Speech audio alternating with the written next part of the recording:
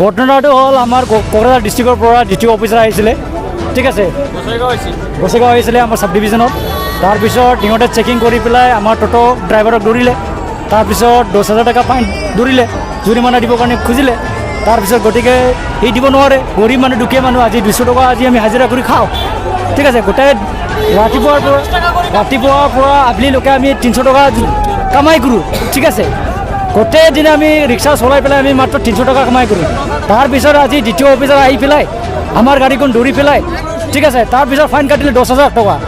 এই দুখীয়া মানুহ আজি ঘৰৰ কোনেও নাই তাৰ, আমাৰ নিৰুফিলৰ ওচৰৰ টকা মানুহ ই মানুহ, আমি ভাবিছিলে বেলেগ মানুহ।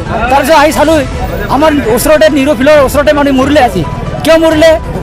গোপাল ৰায়টো এইটো দ্বিতীয় অফিচাৰ ভুলৰ কাৰণে মৰিলে। মানুহজনৰ নামটো গোপাল ৰায়। আপুনি কিবা সুধিব লাগিছিলে? সেইটো মানে নিজৰ নহয়, সেইটো দ্বিতীয় অফিচাৰটো ৰেজিষ্ট্ৰেশ্যন কৰিব লাগিব বুলি কৈ আছিলে, ঠিক আছে। হা, তাৰপিছত আমাৰ আজি গাড়ীটো 7-9 বছৰ হ'ল, ঠিক আছে। সেই টাইমত এমেণ্ডমেণ্ট কৰা নাছিলে। সেই টাইমত গাড়ীখন এতিয়া কি কৰিব? যিটো গাড়ীটো এমেণ্ডমেণ্ট হোৱা নাছিলে সেই টাইমত টোটোটো এতিয়া এমেণ্ডমেণ্ট কৰি দিলে। এতিয়া সেই পুৰণা গাড়ীটো এতিয়া ৰেজিষ্ট্ৰেশ্যন হ'ব কি নহ'ব, সেইটো আমাক কথাটো লাগে। এইটো কেনেকৈ হ'ব? সেইটো টাইমতো চলি আছিলে। আজিৰ পৰা 5 বছৰ আগত আমি চলাইছোঁ। আমি ইয়াৰ গছেগাঁৱৰ 7 বছৰ হ'ল চলোৱা, ঠিক আছে। 7 বছৰ হৈ পেলাই আজি হঠাৎকৈ দ্বিতীয় অফিচাৰ আহি আমাক চেকিং কৰিলে, ঠিক আছে। মাজে মাজে আহি থাকে, ঠিক আছে। তাৰপিছত এতিয়া আমি দ্বিতীয় অফিচাৰ পৰা আমি ন্যায় বিচাৰোঁ, ঠিক আছে। তাৰপিছত যিটো মৰিছে দুখীয়া মানুহ, তাৰ ঘৰৰ কাৰণে এটা হেৰি লাগিব, ফাইনেন্সিয়েল লাগিব।